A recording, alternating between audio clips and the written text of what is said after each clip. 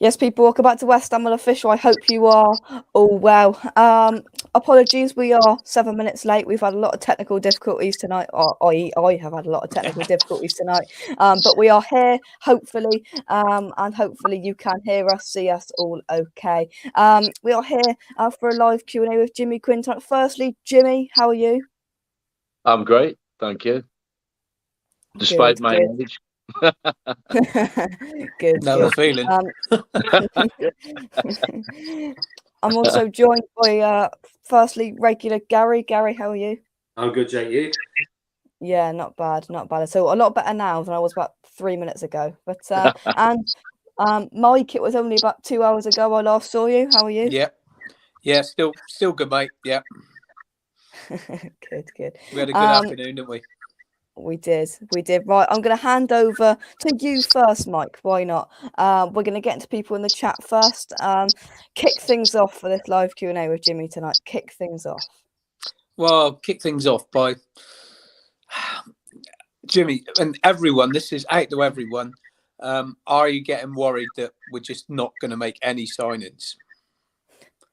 I'd have to. I don't know what's going on behind the scenes, but obviously, this window in January is very, very difficult because I know, having managed in the past, albeit at a different level, there's not always the availability of players, and other teams are very reluctant to let players go as well.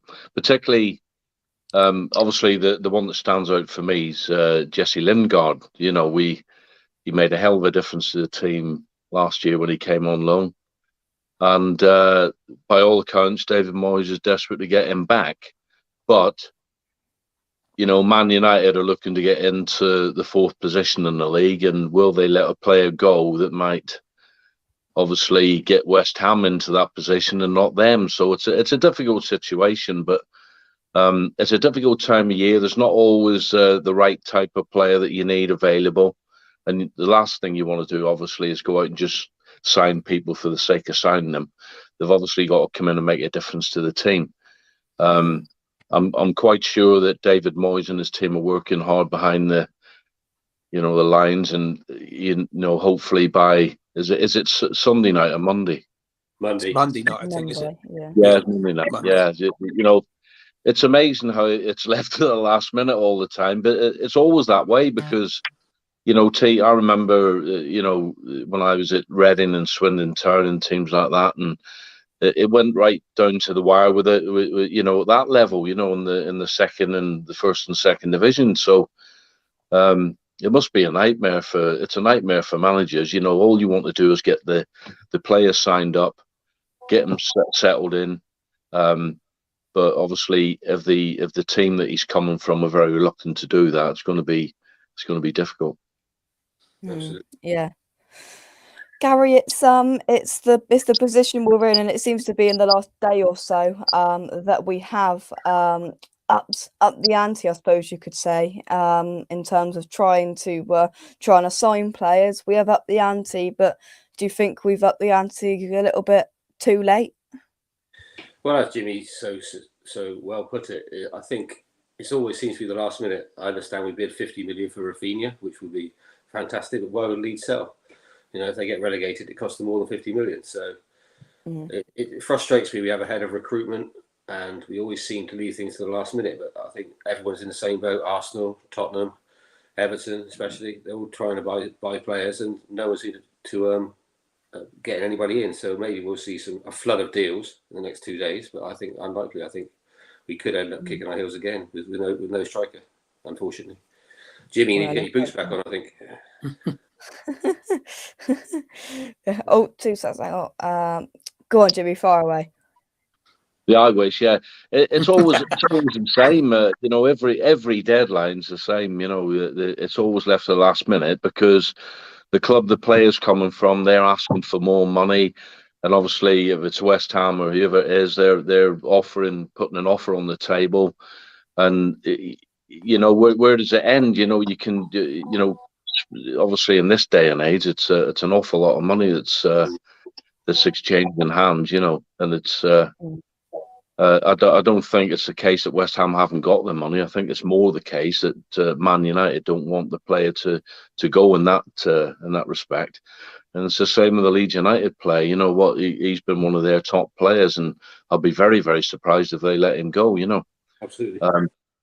So I've always said, and this is just my opinion, I've always said, and because I was in management for 15, 18 years, whatever it was, I didn't think there should be a window in the middle of the season. I think that you should sign all your players in summer who you want to come into the club, and that's the players that you've got to do the business with, you know, because you end up a lot of teams get it wrong. They spend a hell of a lot of money and get players in just to, you know, to bolster the squad or whatever it is, and half of them don't play, and half of them when they do come in, don't produce the form that you think they would, and it ends up being a waste of money. So that wouldn't be the case in Lingard. Obviously, I don't know what the situation is. I would imagine that he'd be desperate to get back to West Ham because he was stifled at Man United. He wasn't even playing. He was hardly getting on the pitch. He come to West Ham United, put in some terrific performances, played for a manager that loved him and wanted him to play and give him the position in the team. And he also got into the England squad. So if he's looking to go anywhere else, I'll be very, very surprised. I think it's more to do with you know, the powers that be at Man United not wanting him to go to West Ham so that they don't sort of take that fourth spot. But as we just said there at the start of the programme, you know, we do need another striker. That's for definite. You know, Antonio is a great player, but he just gone off the boil a little bit for me. Works very, very hard. There's been a lot of pluses in the team. Bowen, Lanzini coming back into the team. I mean, he was hardly mentioned, wasn't he? And all of a sudden he's come back into the scene, and he scores some important goals for us, and he looks a top player again. So for me, it looks like we signed a couple of new players anyway. Obviously, missing the two centre halves has been a big thing for us. You know, that's not no disrespect to anybody else that's played, because they've all done a good job. But certainly Ogbonna and the big lad that we got in from Chelsea, they've been magnificent at the back, and it's always a blow when you lose some of your top players. Yeah. Just to pick up on that bit on Antonio being a former striker, putting yourself into Mikel Antonio's shoes at the moment, would you prefer West Ham to sign a striker and then have a bit of competition, or would you prefer to just have everything and then do what you like? Yeah, I think the competition for places is always very important, and the way West Ham play, we always play with one up the middle and two in wide spots, you know. But the thing is, what you need is, when I was at West Ham, I think there was about 7 strikers, so you had to produce the goods when you were in the team, or else you were left out. It was as simple as that. But you know, we haven't got that luxury at the moment where there's that competition for places. And obviously, if Lingard came back to the club, it would be massive, because he can play in a number of positions, not only up, but you know, in the forward positions. He could play left, right, or just in behind Antonio. He's got that pace that it's just exciting to watch for me. I thought, you know, I was hoping and praying that he was going to stay when he was on loan, and obviously he went back. But some of the games, I remember the Aston Villa game, and not an easy place to go, and we won that game pretty easy. And he was our star man for me. You know, he caused them all sorts of problems and stuff. So he's obviously the standout one. I'm sure that I've heard different names banded about that we're going after and stuff. But yeah, you do need competition for places, and sometimes as a striker, I know myself, you know, you can go get into a little bit of a rut where you're not scoring goals, and you do need to sometimes be left out of the team to get your appetite back. You know, the worst thing that can probably happen is you keep playing and you keep digging the hole. The hole gets a bit bigger, you know. So I know that, and obviously a new face into the squad, particularly at this time of the year, I think will make all the difference. Yeah, let's hope so. Let's go into the chat then. Lawrence, hope you are keeping well, my friend. Let's scroll down. Ask Jimmy if we are going to sign anyone before the end of the window. Jimmy, 0, 1, 2, 3, 4. How many players do you think we're going to sign?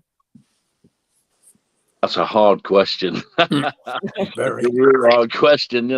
I mean, obviously, you'd hope that we'd get a couple of bodies in at least. Just to.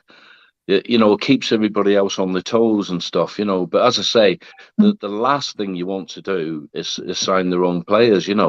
Sign people just for the sake of signing them. They really do have to come in and make a difference to the team and the squad. And the manager has got to be confident if he puts whichever player it was. I mean, we've had a lot of pluses. The Czech lad that's got, what's his name? Can't remember. The forward. Suchek. No, not Suchek, the forward. He's Czech, isn't he? He's come in and played really well for me. He's quite. Oh, Vlasic, you mean the Croatian? Vlasic. No, Croatian, yeah, that's it. Yeah. Thanks for that. That's all right, mate. But I'm not good with names at my age, but yeah, I know the feeling as well. Again, he's put in some great performances, and for me, him and Lanzini and people like that, and if we get the centre halves back, it'd be like signing new players anyway. It's a very, very difficult situation that a lot of clubs are in. Because obviously the fans want to see new players coming in, but it's very, very important that you get the right players. You don't want to be just throwing money about for the sake of it. You do really need to pick the right people. Yeah. Mike, I'll put the same question to you. How many players? 1, 2, 3, 4, or zilch?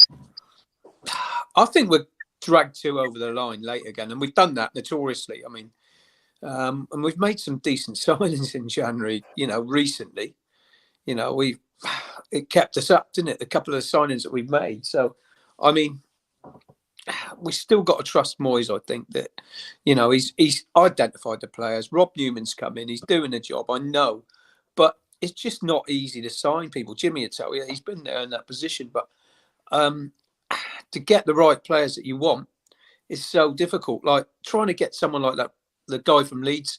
Leeds aren't going to let him go. They're slipping down. They were just hovering above the relegation zone. I think they're unrealistic things. I think you got to go for up and coming players that are doing well, maybe in the Championship, or if you're lucky enough to get someone that you think from abroad that's going to do the job. It's not going to be easy because everyone else is after the same players anyway. I mean, Tottenham are trying to sign players. They can't get anyone on board. Arsenal can't get anyone on board. So it's not just us, but yeah, I think it's just really difficult. And I'd like to see at least 2. And we definitely, like Jimmy said, need competition. Mikel Antonio needs competition for his place. Just to G him up a little bit. Definitely. Gary, how many players? I'd like to say 1. I think we've got 2 days left. Let's hope we get 1 player in, a forward. Let's see if we get one over the line on the basis that Zuma should stay fit. And then we've got 3 centre backs. Let's try and get one over the line, but we've got two days to go. We've got no one in the Premier League is going to sell as a forward. This is clear. So we need to get someone from France. I guess the top clubs in the Championship, we're linked with a guy from Blackburn, but they're not going to sell him if they're second. Why would they sell him unless we offer them 100 million or something stupid? So it's going to be an up and coming striker from France. That's my prediction. So we've never heard. The Afrosako too. Well, you never know. Question for you, Jimmy: Have you got your boots ready if Mr. Moyes calls? Yeah. I don't even know what my boots are these days. I think I threw mine out as well. So talking about Blackburn's one of my old clubs as well. I played at Blackburn, and I was up there recently they played Reading. I got an invite back there, and there's you mentioned about we were after somebody from Blackburn. Who was it? Who was a striker? Diaz. Chilean. Yeah. Well, yeah. There was another striker on the day that played that I thought would be a real good acquisition for West Ham, and that's Sam Gallagher. I don't know where you've seen him play, but I've seen him 3 times now. He's a little bit rough around the edges, but I tell you what a good player he's going to be. He's 6'5", and he moves across the ground, very easy. And he's always, what I like about him is anywhere in and around the box, he looks to get shots away. Okay. Sometimes you watch Premier League football and you think, have a shot, and it's like played again, and then it come, but this lad, every opportunity he gets to shoot a goal, he shoots. And I actually presented him with man of the match against Reading. He scored the only goal of that game, and he scored the only goal against Middlesbrough last Monday night when I watched it. He's a very good player. If I had anything to do with it, had a say in the matter, I'd certainly mention it to David Moyes. He'd certainly be a player that I would get in, that's for sure. Okay. Yeah, it is these young players from the Championship. I mean, you've got the likes of course, we brought in Jared Bowen, who's now is very much on fire. It's just these, he came from Hull and Blackburn, and that is where David Moyes is looking. We all know that he likes the Championship players, and I think he will look to the Championship soon. Maybe not in the end of this window, but for sure in the next couple. Jane, hope you are well. JJ Smith, hope you are keeping well. Lawrence says Premier League teams do not want to give us anyone because we are a top team, and I think that's what's coming down to the Lingard thing, because they're seeing us as a top 4 rival. They don't want to strengthen top 4 rivals this late on in this window. Don't forget how important it is to keep our best players in this window, i.e. Rice, Bowen, etc. It's not always about buying in new players. That's a good point.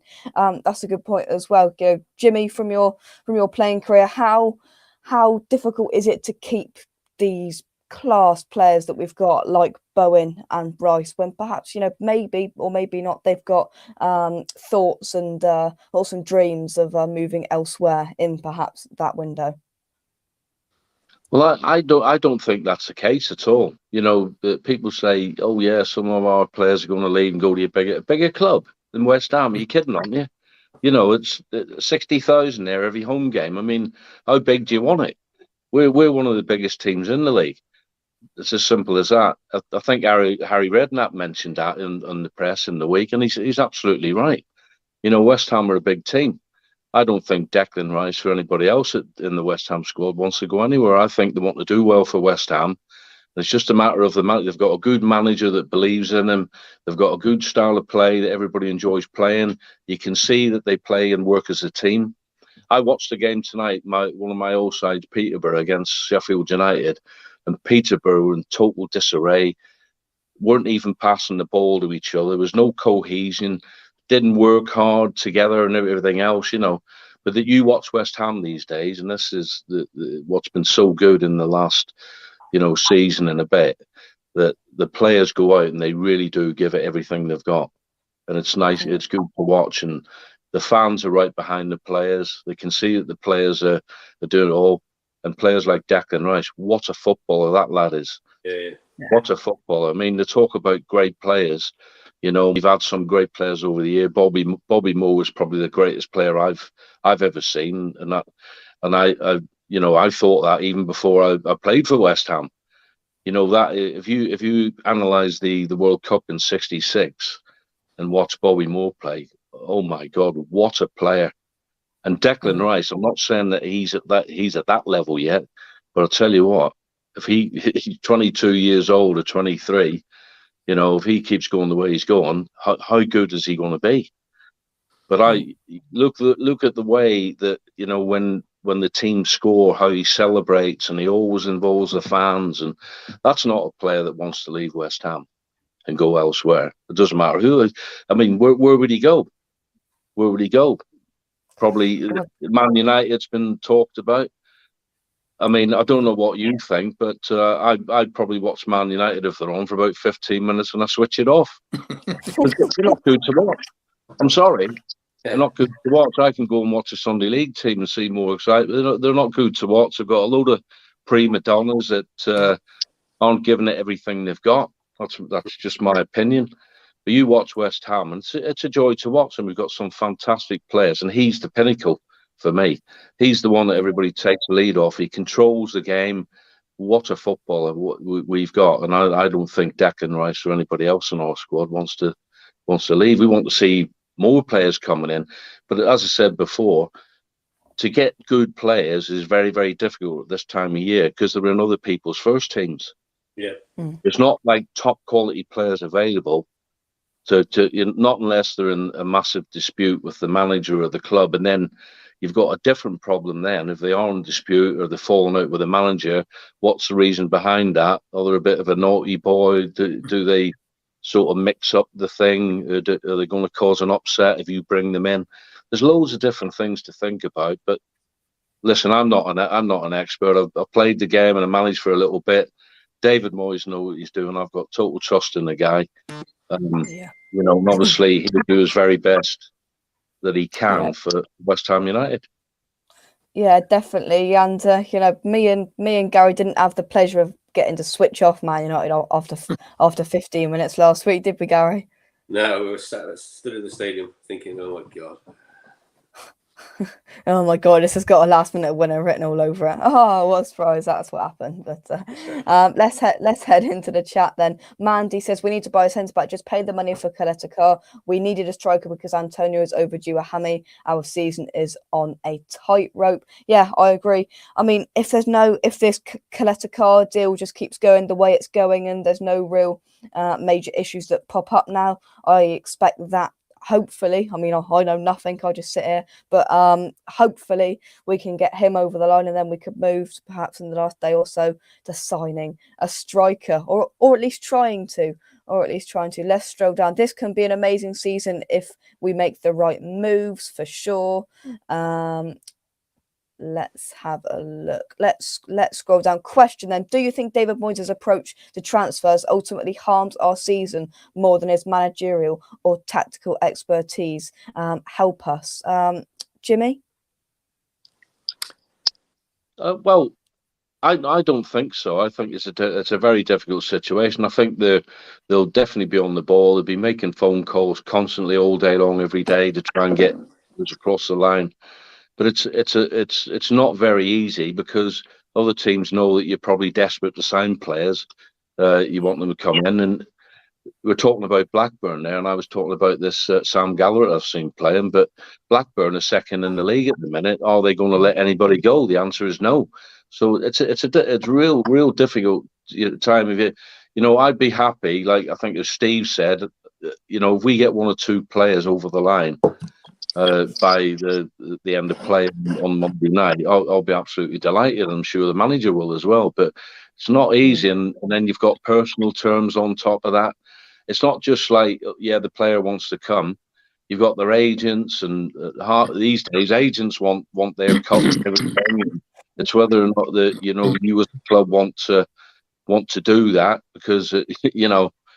I mean, reportedly, Pogba, when he went to Man United, the agent got 40 million or something. I mean, it's just ridiculous, isn't it? So there's loads of things that sort of, can upset the club along the way on demands, especially with the money they're talking about these days. It's very, very difficult. But, as we said earlier, if we get one or two players over the line, I think it'll make the difference and we can push on again.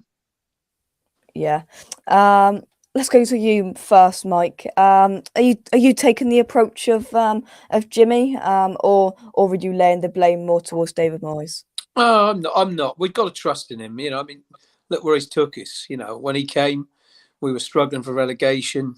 He's made some really good decisions on his signings. I think we just got to trust in him. Like Jimmy said, it's really tough.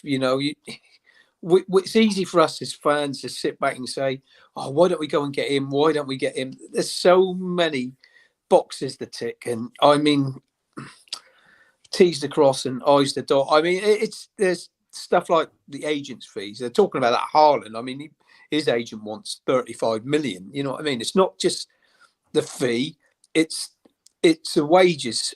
There's so many things. There's so many bits and pieces. It's not simple. I trust that Moyes is, he's picked some players he wants. He's obviously, he knows what he wants, but it's getting them. Full stop. Definitely. Right, let's take some comments and then we are going to move on. Kent says, when you're aiming for next player level, i.e. Rafinha, always harder to sign them. Goes with Lingard, because loads of clubs will be after good players, but shows how far we've come in the last 18 months. Yeah, I mean, that's a very valid point, in the fact that 18 months ago, who would have thought that we would have been linked with a £50 million move for Rafinha on the 29th of January, 30th of January, on in January 2022. We would have just laughed at you. Would have laughed at you. But let's roll back the years now. I'm going to get to your questions in the chat in a second. Let's roll back the years. Gary, have you got a question to ask Jimmy about his playing career? Jimmy, where shall I start? Let's start with the beginning, Jimmy. What got you into football in the first place, and when did you realise you could make it as a professional? I actually worked until I was 21, Gary, and I played. I was just playing Sunday league football, and then all of a sudden I had a growth spurt where I used to play in midfield. I sort of shot up, and then they started sticking me up front. And as soon as that happened, I just kicked on from there. Really, I started scoring goals, and because I always played either in midfield or the left wing to start with. My first professional club was Swindon Town. I went down there on trial, and we played a select army team. And the funny story behind it is that we won the game 8-0, but I never scored. So I said, oh my God, I've blown it here. But right after the game, I was taken back to the county ground at Swindon and signed a contract. I won't tell you how much my first contract was, because you'll fall over laughing. It wasn't very much at all, and but I was just delighted to be a footballer. You know, it's every boy's dream, you know, to become a professional footballer. And then, of course, when I went to Swindon, that's when the hard work. You know, I didn't get in the team till I think it was the following season. So I was in the reserves, and I started scoring regularly in the reserves, and I kept working hard, and I was training with the youth team in the afternoon. I just loved it, because I was like doing 12-hour shifts, probably like you guys are now, you know. And all of a sudden, to become a footballer and you're like training for 2.5 hours of the day, I thought, well, I don't want to go home now. So I used to come back in the afternoon and train with the youth team. But all that education I was getting, Don Rogers was the youth team manager in those days, and if you remember Don Rogers playing, what a footballer he was!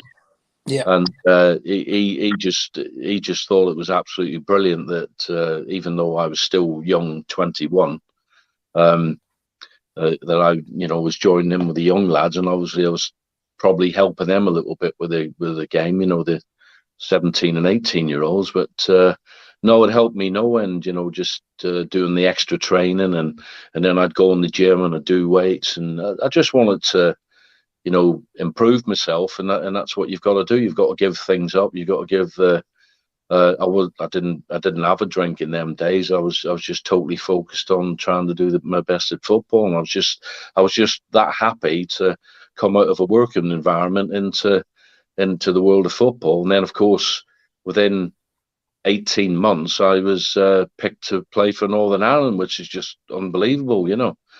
Billy Bingham come to watch me. I was playing it for Swindon against Bury, and I had an absolute nightmare, by the way. But looking back now, I know why I was picked, because the Northern Ireland, there's not that many players to choose from. So I had an absolute stinker. Somebody told me, Billy Bingham's in the stand before the game, and I don't know whether that put me off or not, but I didn't have a very good game at all. And the following week, I got a letter from the Northern Ireland FA saying that I was picked in the it was one of the last games in the British Championships. Northern Ireland were playing Wales and Swansea, and I was picked in the squad.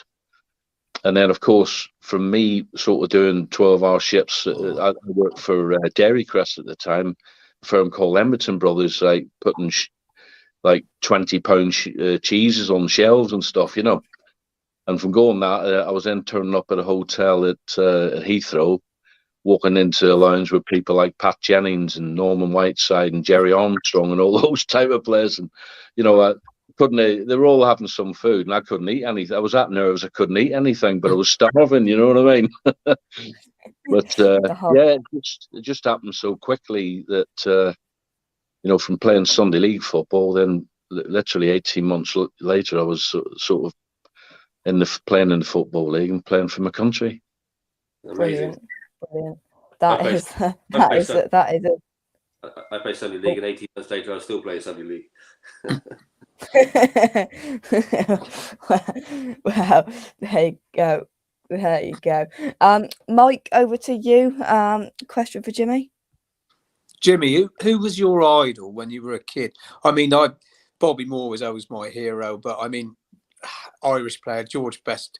I was lucky enough to see him play. I was lucky enough to see Bobby Moore play, but those two were just, for me, just two phenomenal footballers. I don't know who your idols were, but I did have a few, but those two stand out for me. Well, obviously, I was very fortunate. I got to meet George Best quite a few times.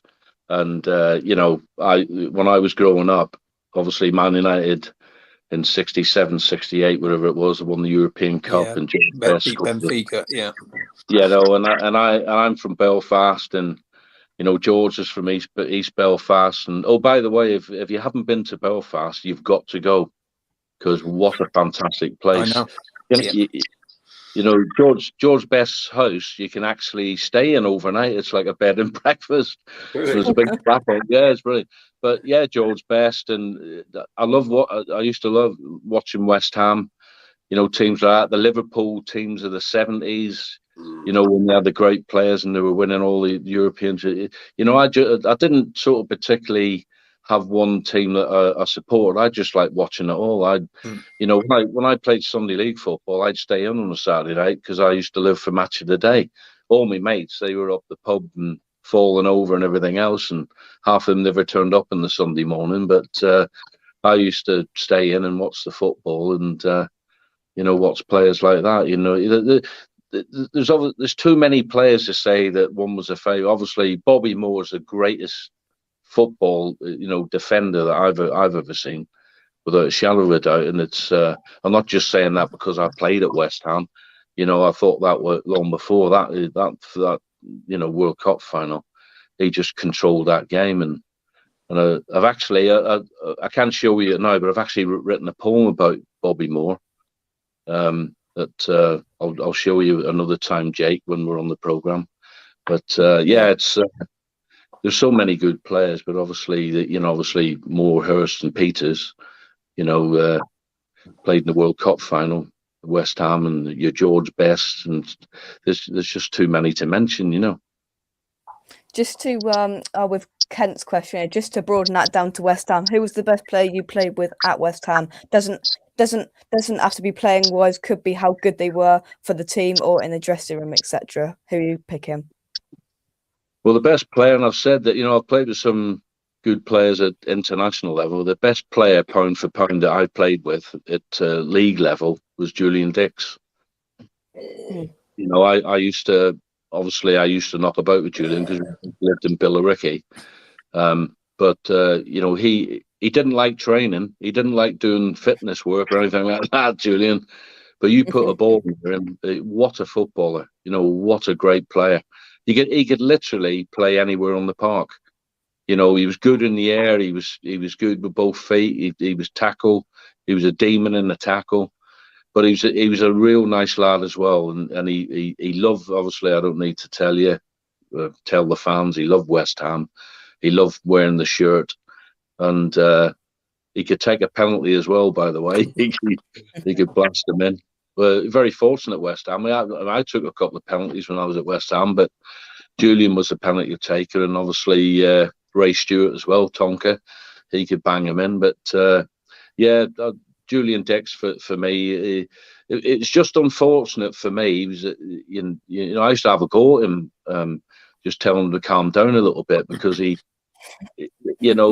should have, and he could have played for England a lot more times than he did, And obviously, he left West Ham and he went to Liverpool. He got a bad injury. We were playing, I think it was Bristol City. And in them days, you used to have like an embankment with a track. and he went to clear one up the line, and the guy's come across, and he's actually gone down the embankment and landed straight legged onto the track, and you could hear his knee pop. And honestly, I don't really think he was ever the same after that. I know he went to Liverpool and then he come back again, but great player, and just full of passion. It's no surprise to me, or it was no surprise to any West Ham fan that he's loved so much, because he gave everything he got. He had, he wore his heart on his sleeve. Yeah. 100%. You joined us about a month after scoring the winner, if I remember, for Bradford City against West Ham. You joined us about a month later. What were your initial impressions of West Ham when you walked through the door? What was your first impressions? Oh no, everything's frozen. Oh, can you hear me? I can hear you. Hi, Jimmy. Oh, yeah, that's because everything's frozen. Oh dear. Right. Oh no, Jimmy's because there's an echo. Oh dear, because there's an echo. I muted Jimmy, but I can't unmute Jimmy. So people watching can only hear Gary and Mike at the moment because I have frozen and nothing is working. This is all. What I'm going to do, Gary and Mike, if you could just hold the fort for a second and just talk about something random, I'm going to try and get myself back. Is that all right? Yeah, no worries. Cheers. I'll be back in a second. Yeah, you carry on, Jake. You there, Jimmy? We still can't hear you. I can't hear you, Jimmy. No, I can't hear you. No. You feeling confident, Mike, for a transfer or not? I'm hoping we still drag 2 over the line, Gary. But I mean, it wouldn't be a shock, would it? It would be, 5-11 on Monday night. It'd drag on till then. I mean, everyone's going to be, fingers crossed, hoping we get something, because we need something. But damned if you do and damned if you don't, because oh yeah, mate. I mean, we all know Moyes ain't going to make a signing for the sake of making a signing. He's going to get someone who's going to fit in the way we play, full stop. And I'm with him. You know what I mean? There's no point getting someone that's not really suited just to make the numbers up. We need someone who's going to fit into the way we play. And we have got a way of playing, like Jimmy said earlier. I mean, and it's good. I mean, everyone's bought into it, and if he doesn't think if he's going to drag someone who's don't think is going to fit his style or the way they play, I mean, it ain't going to happen, is it? No. I feel a bit sorry for Antonio because he's had months of doing it on his own, to be fair to him. It must be hard to do play on your own. Jimmy would know better than anybody. Play up front on your own for months and months and months on your own. He's going to get tired. And now he's flying to Jamaica. I mean, he's gone out to Jamaica to play 3 games out there now, which is just not ideal. We could do with him having a little rest. He needs a rest, but we haven't really got the options. I don't know what you think, Gary, about the young lads we got. I've watched the under-23s a few times. There's promise, but it's a huge step up. Exactly right. I mean, Jimmy would know better than anyone. It's a massive step up to the under-23s and Premier League. The young lad Perkins has been given a go in the European games, and he showed glimpses. Yeah. Great. That would be great for us if we could just get another one of the under-23s that could pop into the first team and do a job for us. Yeah. That would be great. I think that would solve a lot of problems. Absolutely. Oh, technology is back, getting Jake? the better of me now. Technology is getting the better of me tonight. Jimmy, can we hear you? I can hear you. Hey. Yeah, we're alive. Hey. Oh, apologies for people watching. Yeah, I know, James. I know. Absolute nightmare. Long time ago. Absolute nightmare. Thank you very much. I've got no idea what Mike and Gary have been talking about. So if you've been talking about Chinese, we just babble on another rubbish like we normally do, Jake. Don't you worry. Perfect. Jimmy too. High quality listening. Don't you worry. Oh, fantastic. Get me that day on Monday, new laptop. Honestly. Right then, where were we? Just asking Jimmy about his initial expectations, initial impressions. There we go. Fire away, Gary. No, over to you, Jimmy. So you scored, if I remember rightly, about a month before you joined us. You scored the winner, last-minute winner, if I remember rightly, for Bradford. That's right. Yeah. And you joined. So what was your initial impressions and about the club when you joined? Well, just the quality of the players, obviously I went down to Chadwell Heath and met all the lads, and we ended up staying in the Swallow Hotel just off junction 26 of the M25, because I think we were playing Barnsley on the New Year. Yeah. So we all stayed in the hotel. I was rooming with Martin Allen, which was an experience on its own. Mad Dog himself. Yeah. Mad Dog. So great lad, funny as anything. But I see Martin regular at the games now. He's one of the ambassadors as well. He's such a funny guy. He's a great guy. Yeah. He wasn't too shabby a player either. By the way, no. He was a decent lad. So yeah, and as I say, I ended up renting a place out in Billericay, and found out Julian lived in Billericay, and we used to knock about together. And I introduced Julian to golf. He never played golf. I said to him one day, I said, "Come and have a game of golf with us." And he goes, "Bloody golf?" He said, "It's a Puffs game." I said, "Come on, have a game." Anyway, we went to, I think it was Maylands to play, and he was hitting a 5-iron the same distance I was hitting my driver, and I was playing off 8. I said to him, I said, "You tell me porkies." I said, "You've played before." He said, "No." He said, "I've never hit a golf ball in my life." He was just a natural. Wow. You had to see it to believe it. Anyway, when he got his injury and he ended up retiring, he ended up becoming a professional, didn't he? He got down to scratch, and he was playing in sort of satellite tournaments and stuff. I don't know whether he won any or not, but from just starting the game, it was a matter of like 12 months or something, and he was playing off level par. So it's just natural, but great lad, do anything for you. And obviously he was idolised by the fans. That was the biggest thing, And we, as I say, we used to travel together to train and all that, and it was just great. I mean, Brian McAvennie was there, Trevor Morley and Ian Bishop signed the same time as me. Yeah, big Tony Gale, who's exact same age as me. Tony's just he's a day older than me, but we always have a laugh about that when I seen him at one of the last games there. Alvin Martin, players like that. We had such a good squad, and that it was just a delight for me to play with that caliber of player. Yeah, definitely. Good question here. Here it says best ever penalty taker for West Ham. Jimmy, I'll let you go first. Well, obviously, I've mentioned the two of them. There's Ray Stewart, who was there when I was there, and Julian Dix, and both of them were very similar. They picked the spot and they hit it as hard as they could. What I hate seeing is people taking a penalty and side foot and the right height for the keeper.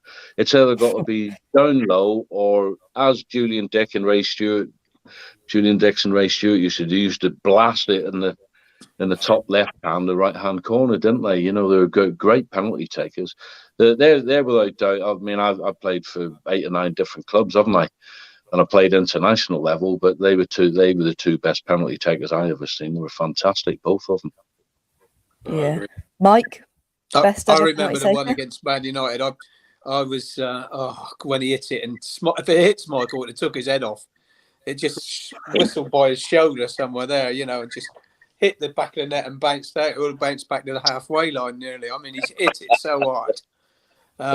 Or Ray Stewart as well, because I was lucky enough to be, was it 90-80 Cup final and the 81 League Cup final, and the last minute, it was quite near the end. We had a penalty and Ray Stewart stepped up, and we all knew he'd stick it away.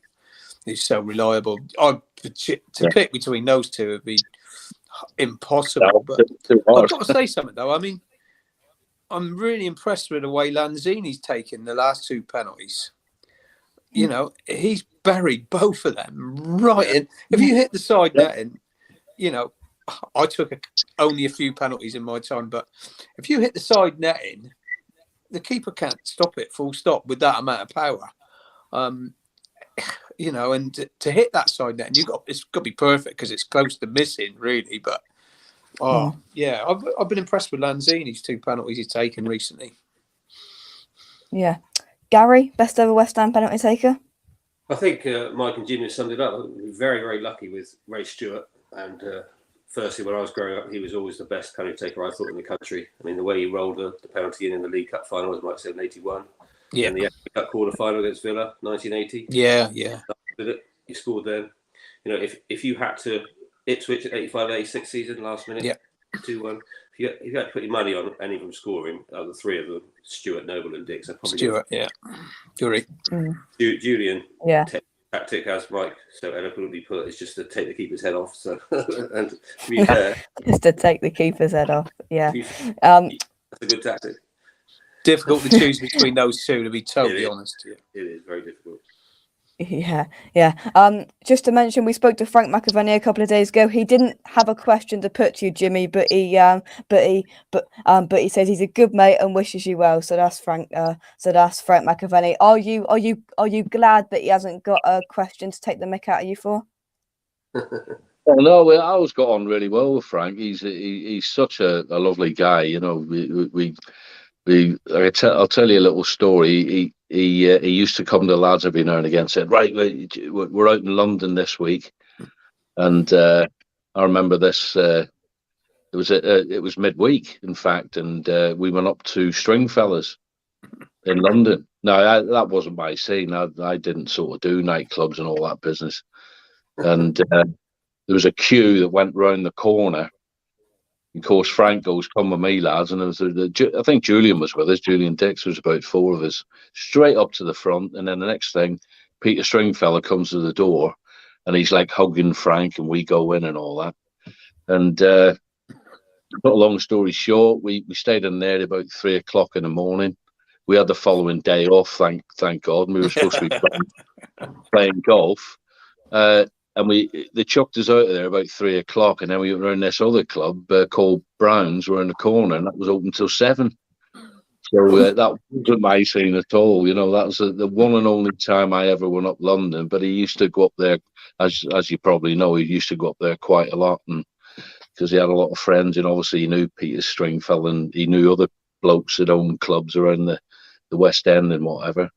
And I just remember how tired I was the next day, because when you went out with Frank, you didn't get any sleep at all. But what a great player, him, and obviously, you know, I knew the history before I went to West Ham, him and Tony Cotty in the 86 team. They were just phenomenal, weren't they, the 2 of them?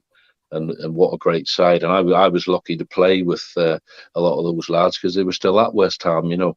Alvin Martin, Tony Gill, people like that, George Paris, you know, Kevin Keane, you know, there's a lot of really good players. It was just a delight for me. I just kept slapping myself, trying to wake myself up. I was that happy, you know, and obviously you tend to do pretty well when you've got so many players that have got good characters, you know. Some of them were funny, some of them were serious, some of them were really, you know, top of the game. I mean, Alvin Martin had me by the throat one game, because I can't remember what game it was, but I lost it. I was marking the centre half, and he got a header on goal. He never scored, but Alvin grabbed me by the throat. He says, "If you bloody let your marker go," you know. So it was an education, but it was an enjoyable one. I played with, was fortunate to play with some great players. Yeah, definitely. Mike, I'll hand it over to you. Next question. Well, were you always a striker, Jimmy? Was that always your position? Yeah, well, as I said, I was really small at school, and I used to play in the midfield, and I could always kick the ball further than other lads, you know. So I used to take all the free kicks and stuff, and half the time I used to take the goal kicks because the keeper couldn't kick it, and stuff like that. And then when I was about 16, I went on the left wing, and I used to, you know, come in at the back stick, and I'd get a few goals, and that sort of gave me the first taste of, you know, scoring a goal and whatever. And then, as I say, between 16 and 18, I didn't really play that much football because I moved up to London to live with my brother Tony in Croydon, and I was working in Debenhams at the time, so you had to work like Saturdays as well. I used to actually go midweek and watch Crystal Palace play. And they had some great players. Kenny Sansom played for them, and Jeff Bourne. I don't really remember Paul Hinshelwood, people Jerry like that. Francis. Peter Peter Taylor, people like that. You know, Peter it's Taylor, just. yeah. I think that sort of gave me the appetite to, knuckle down and try and make a go of it professionally. And I think it was from then. And then I moved back up north, and as I said, that's when I started playing Sunday League football when I was 18. And then I started doing extra training and all that. I was just focused on what I was doing. As anybody will tell you, if you put enough into whatever you want to do, you'll get good at it, no matter what it is. And it was like food and drink to me. I was like out running every day. I was doing weights and sit-ups and everything else.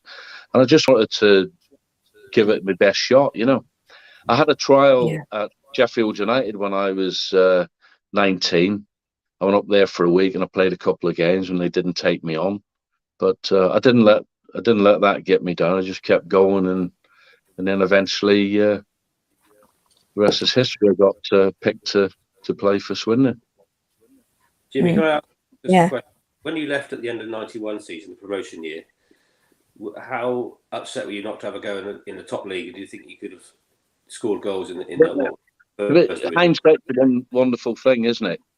I shouldn't have left, but what happened was, as you know, Lou McCarry left and then Billy took over. And it got towards the end of the season, and I remember Ronnie Boyce coming to me and he said, Jim, he says, Bill's just asked me to have a word with you. See, he says, obviously you want to get playing and all that, just have a look and see who's interested in you. Maybe you can get somewhere else and get playing more regular, So obviously at the time, I took that as that I wouldn't obviously play too much in the first team, and then I had phone calls from various clubs and whatever. So the next thing, I had a call from Harry Redknapp, and I went down to Bournemouth to see Harry. Great fella, and obviously, as you know, he went on to manage West Ham, and that's another story. Yeah. And I ended up dropping down and playing for Harry because Harry says, you'll be in my team, and at that time I was just focused on wanting to play football. But as I said, in hindsight, I should have really stayed at West Ham and fought for my place. But I think you've done a job in the first division that season. yeah, I think so. I mean, I went on. The fans used to call me Jimmy the Tree, didn't they? Yeah. I'll tell you a funny story. I went to when I was leading goal scorer at Bournemouth. I scored about 25, and then I went to Reading, and I was banging everything. And the one season I scored 40 goals, and I remember it was in the April. I scored a couple of goals. Can't remember who we were playing. That was coming off, and this guy shouted me, "Come down from the stand." In Elm Park in them days, it was one of the old wooden stands, And this guy's come down, and he's waved me over, and I just thought, well, he probably wants an autograph or something. So I went over. He says, "Hey," he says, "Great game, Jim." He says, "Goal, fantastic goals." He says, "I'm a West Ham fan." He says. I said, "Oh, brilliant." Now he said, "I've never seen a tree score that many goals." I was laughing there. I couldn't believe it. We should have got the name, but it's just the way he said it, because the West Ham fact, they're funny. I see them every home game in the lounges and that, and they're absolutely hilarious. Some of the stuff they come out. Yeah, he said, "I've never seen a tree score that many goals." Yeah, brilliant. But hindsight, everybody's got a story. You where you can change something, with hindsight. But I wish I'd have stayed and just fought my place. But a good mate of mine, one of the other ambassadors, Steve Jones, when I left and went to Bournemouth, they signed Steve. They got him in from, I think he was at Billericay or something. Was he? Yeah, Billericay, I think. Yeah, you're right.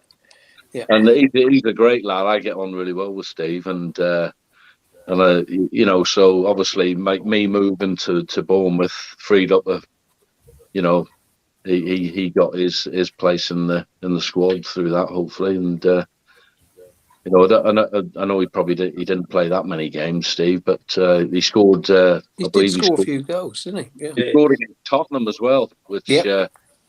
which is fantastic. I never done that, so he's got one me there, that's for sure. But great lad, and yeah, good player Steve was. How did you play on for so long, Jimmy, as well? Because I think you were still banging them in when you were in mid-40s, weren't you? Yeah, I just kept going. I actually got better as I got older, you know. And, I remember I managed Northwich Victoria in the conference, and I played quite a few games and scored a few goals. And then I got the Shrewsbury Town job, and we had a load of injuries, and we had about 3 centre forwards out at the time. So my assistant at Shrewsbury said, "You've got to play. You know." I said, "Okay." I got my boots out again. I was about 40, I think, and I scored a few goals as well. So we got promotion that season through the playoff finals. So I played a little bit of a part in it, and obviously the lad's done great. Yeah. In fact, I'm the only manager at Shrewsbury.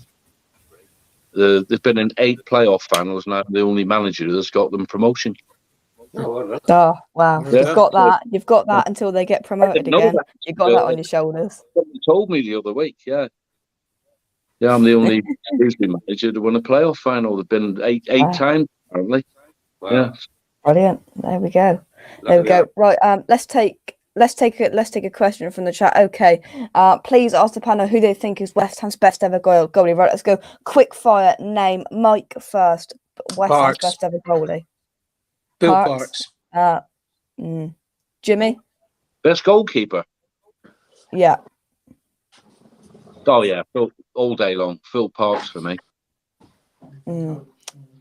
Gary. Same with Adam at night, a close second. Yeah, there we go. Phil Parks definitely dominating that race. Right, we're going to go get your final questions into the chat. And what we're going to go, Mike, Gary, one last question. Mike, will come to you first. Jimmy, any young lad coming into the game now, you know, like as an apprentice or whatever, what advice would you give them? Well, it's sacrifice more than anything. You know, particularly these days, where kids are on the mobiles and computers and iPads and everything else. It's giving that up and focusing on what you want to do. You know, I was lucky. You know, when I was wanting to be a football, we didn't have stuff like that. We didn't have a mobile phone, or we didn't have a computer. You know, the TV only had 3 channels, I think it was, BBC One, BBC Two, and ITV. You know, but there's so many things to distract kids these days. But if they focus on what they want to achieve, and they put enough time, and there's a thing, if you do something for 10,000 hours, you'll be an expert at it. And that's not to say, obviously, football-wise, you need to have a certain amount of talent to start with. You know, you need to be able to kick the ball and control it and stuff. But certainly, to learn the game and stuff, I think anybody's got the you know, if they put the time into it, they've got a real chance of doing whatever they want to do, and that includes being a footballer. You know, you've just got to give up the booze, give up women, give up everything. You know, and that was obviously my problem then. There's so much that goes into it. You know, it's in young lads. It's the influences. It's to start with, it's your parents, and then it's your coaches, and then it goes on to, you know, the first team manager and stuff like that. There's so much goes into it, you know. But those who do make it, people like Declan Rice, you see that lad playing today, and I look at him and I think he really has put the work in. He's put the hours in. You know, you need to, and you've obviously got to be intelligent to pick up, you know, everything that's being fed to you. as quick as you can, because some people learn it slower than others. But if you do focus on it and you want it bad enough, you'll get there. Yeah, definitely. Gary, final question. Just a question as an ex-professional, Jimmy. You read a lot of time in the paper that the players get the manager to sack. They stop playing for the players, stop playing for the manager. Is that something you experienced, and do you think that's true? No, I don't think that's true at all. I don't think there's any professional that would purposely go out and play poorly just to get a manager to the sack. I mean, I've had about 13 managers in my career, and I can honestly say not one of them I played for got the sack. Now, that may be because I was a centre forward and I scored goals at won matches for the team and stuff. I understand that, but I had plenty of bad games when I played, and so does everybody else. But there's not on any occasion whatsoever I ever turned around and blamed it on the manager. I blamed it on myself. And if you're able to look yourself in the mirror and realise when you've had a bad game or realise that you need to do better, there's only you can put that right. There's no sense going out and playing poorly for a manager, because if you're looking to get a move to another team, the other managers will see that you give up, and well, why would you want to sign a player like that? I just think it's the whole thing. There's when you're at a club, and to be honest with you, I haven't been at too many clubs where we've got relegated. When I played, all the teams that I played for were always in the albeit in the first and second division even. They're always near the top of the table. So I've never really experienced, being near the bottom of the table as a player. But even if I was, there's no way I'd have blamed it on a manager. I mean, I don't think that's fair at all. Yeah, when a manager likes you, when a manager, if he's picking you, he's leaving you out, And even at West Ham, when Billy Bonds left me out, I remember I think it was the game of the season, we were playing Oldham, and if we'd have won that game, we'd have won the league, and we ended up coming second, and they won it, and I wasn't even on the bench. And I had a word with Billy, after the game. I said, why I wasn't on the bench? And he said, "Oh, I'll just pick it up." I says, "Well, it's a pity, because even if I'd have gone on the sub, I was confident I'd have got a goal and maybe won the game for us and got us, going up as champions rather than going up as runner-ups, But there's no way I'd sort of blame a manager for playing poorly. That's for sure. But the fact as well, when a team isn't winning, there's atmosphere builds up, and sometimes that gets the players, and they don't sort of perform at 100%. You've heard the old sayings, going through the motions and all that. I don't think there's any players who would ever do that. You get the odd one, like a bad boy that throws his teddy out of the pram and gives up and that, but overall, I think 99% of players would go out and try and give it the best shot. Yeah, I think so. Let's take some of the final questions from the chat. I remember Jimmy scoring a great header at Bristol Rovers whilst I was in the Rovers. And Kent says, "Is my memory right that Jimmy was in touching distance of making it prep with Reading, playing up front with Trevor Morley and Shaka in goal? Is that true?" Premier League. Say that again, Jake. I think that should be Premier League, Jake, rather than prep. Prem, I think he meant. Yeah. Yeah, Prem. Yeah. I'll read it again. Is my memory right that Jimmy was in touching distance of making it in the Prem with Reading, playing up front with Trevor Morley and Shaka in goal? Well, yeah, we got to the playoff final at Wembley against Bolton in 93-94, and I was player manager. There was me and another lad, Mickey Goodin, were player managers. I was on the bench that day, and Mickey started the game, and we were 2-0 up at half time, and just missed a penalty as well.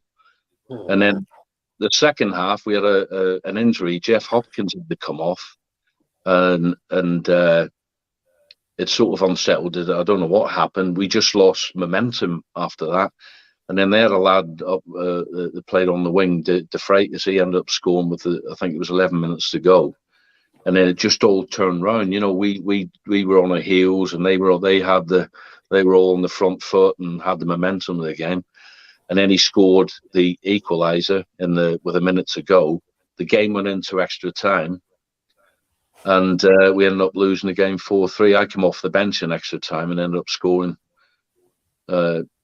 probably a belted one in top corner from about 16 yards, but it was a bit too late by then. Yeah, so we were just a short step away from getting into the Premier League with hardly spending any money either. That was the thing at Reading at the time. It wasn't like it is today.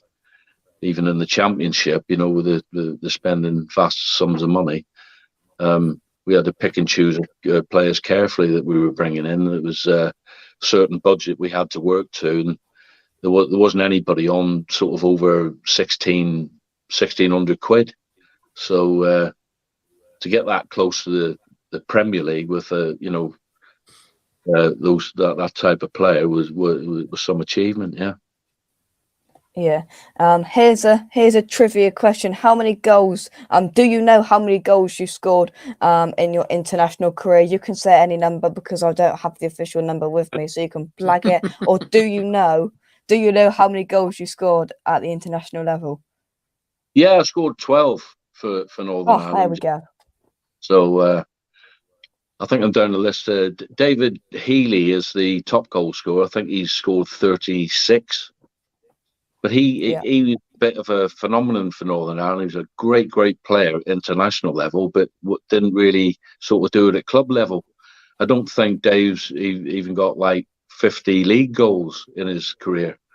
But international level, when he put that Northern Ireland shirt on, he was just a phenomenon, So he's way ahead of anybody in Northern Ireland.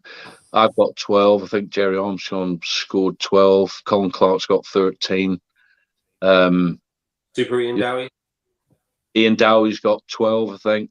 The other one's the big lad that played at Rangers. Can't remember his name. I think he's got about 18 or something. But David Healy's way ahead of anybody in those stakes. But I mean, I scored over about 320 goals in my career.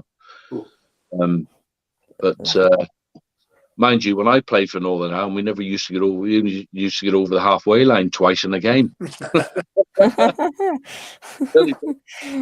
was like right, lads, get behind the ball. If a midfield player ran past us up front, we had to fill in the midfield. It was all that business, So it was tactically, he was absolutely. We used to get some great results, particularly away from home.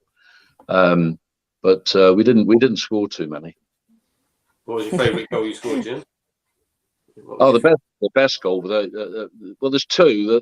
The best goal I scored, without a shadow of a doubt, was against the Republic of Ireland in the World Cup qualifier, which was a massive game for both countries at the time. There was a lot of trouble on Northern Ireland at the time. Just to give you a bit of an idea what it was like, there was 18 people murdered, shot dead within 20 days leading up to the match. Not because of the match, it was just because of the troubles in Northern Ireland at the time. Yeah. And so there was a massive build-up. There was a massive presence of police and army and everything else. And obviously, Republic of Ireland needed to get a result to go to the World Cup finals in America in '94. And anyway, that was the season I scored 40 goals at Reading. And everything I hit was going in. And I've hit one from outside the box there, a volley. And I was actually, it wasn't as good as the Canu's goal, where he was off the ground in the cup. It wasn't as good as that, but you can get it on YouTube. It was laid back to me by Kevin Wilson, and he laid it in the air, and I just sort of scissor kicked it, and it volleyed it right in the top corner, beat Bomber. But they had a great team then. They had Paul McGrath at the back, Roy Keane played, Big Niall Quinn was up front. They had so many good players, and that was certainly the best international goal. But the most important one, obviously, was against Romania in Bucharest. at the time they had a player called Hadji. You probably remember. And they had a Dimitrescu, another player that was at Barcelona at the time, and they were unbeaten at home for 5 years. And I was lucky enough. It wasn't the cleanest of strikes, but I managed to scoop one in. And it was only the second sort of attack we had over the halfway line, because the rest of the game, and I'm not kidding you, we were just totally defending. Pat Jennings was absolutely unbelievable in goal. Jimmy Nicholl cleared about 5 off the line. They've hit the crossbar 3 times, the post twice. You have to be there to see it. And I was lucky enough to get the only goal of the game, and that more or less qualified us for Mexico in '86. Wow. There we go. Brilliant. I'm going to leave the final word, Mike. Thank you very much for coming on. We are going to leave it there. Mike, any final words you'd like to say before we go? No, it's just West Ham are massive. Everywhere we go, exactly. Everywhere we go. Everywhere we go. Gary, any final words? Fingers crossed for a transfer, Jake. And thank you, Jimmy, for your thoughts. Very interesting. Yeah, definitely. I'll second that. Jimmy, thank you very much for coming on once again. I hope all of you have enjoyed it at home. Jimmy, thank you very much for coming on once again. Fantastic. Thanks for inviting me. Well done, Jake. Great show. Great stuff, Jake. Well done, Jimmy. Thank you very much. We have overcome technical difficulties tonight, but hopefully West Ham won't have so much difficulty getting a few players over the line. Let's wait and see. See what I did there? Very good. Done. Thank you very much for watching. Drop a like on the video. Subscribe to West Ham Unofficial if you're new. Thanks to everybody for their comments and contributions in the chat. The final comment from Peter: Jimmy, get down to the training ground next week. We need you. And that is where we'll leave it. Come on, you irons. We'll be back for more transfer videos as we lead up to deadline day. And I hope you've enjoyed this. And we'll see you. There we go. Come on, you irons. And we'll see you soon. Bye-bye.